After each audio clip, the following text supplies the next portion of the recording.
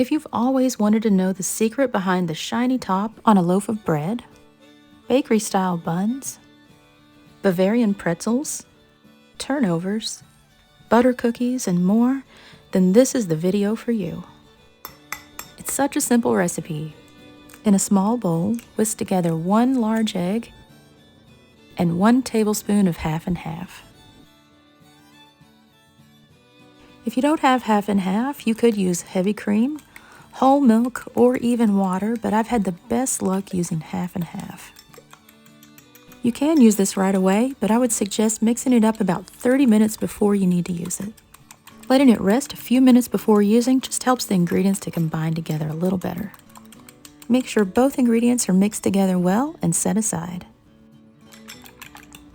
Give your egg wash one last quick stir and brush on a thin layer. You can use clean hands or a pastry brush. I'm using just 1 layer of egg wash today. That's perfectly fine.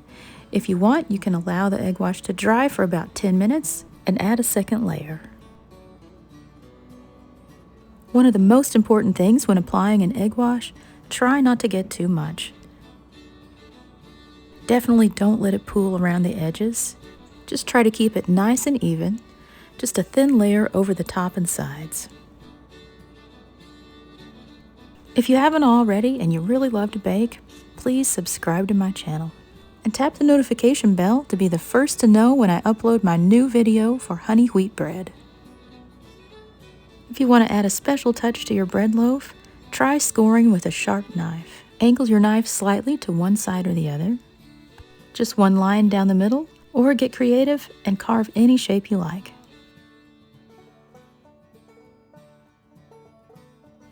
I've had lots of requests for bread recipes, hamburger buns, and flaky buttermilk biscuits, so stay tuned, more recipes to come.